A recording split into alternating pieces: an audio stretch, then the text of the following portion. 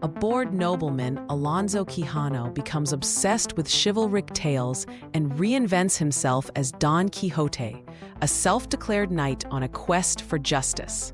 Don Quixote sets out with makeshift armor and an old horse, renaming it Rocinante, and chooses Dulcinea, a peasant he's never met, as his imagined princess. He mistakes inns for castles and windmills for giants, charging at them heroically but injuring himself in the process. After returning home, Don Quixote recruits a local farmer, Sancho Panza, as his squire by promising him riches and power. Sancho and Quixote travel across Spain, encountering ordinary people whom Quixote views through a distorted lens of medieval fantasy. Quixote attempts to right perceived wrongs, such as freeing criminals sentenced to labor, but his actions often backfire. Quixote believes barbers' basins are enchanted helmets and livestock herders are knights, causing frequent fights and confusion.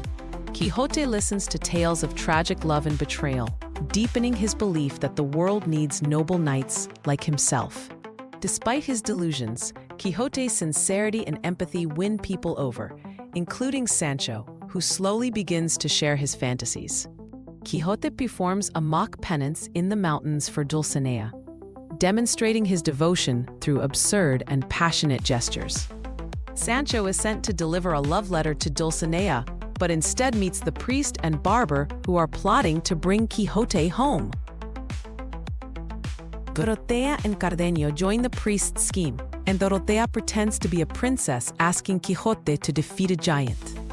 Quixote agrees to help Dorotea, still convinced of her royal identity, and continues his journey with the group toward his village. At an inn, Quixote believes he has defeated a giant when in fact he slashes wineskins in his sleep. Meanwhile, a tangled web of real love stories including Fernando, Dorotea, Cardenio, and Lucinda unfolds and is resolved at the inn. Quixote delivers a long speech on the nobility of knights, claiming they suffer more for peace than scholars ever do. Rui, a guest at the inn, tells of escaping enslavement with the help of Zoraida, a Moorish woman who wished to convert. Quixote is eventually defeated by Sanson Carrasco, a scholar in disguise, and returns home disillusioned and sick. As he nears the end of his life, Quixote renounces his fantasies, writes a will, and peacefully passes away.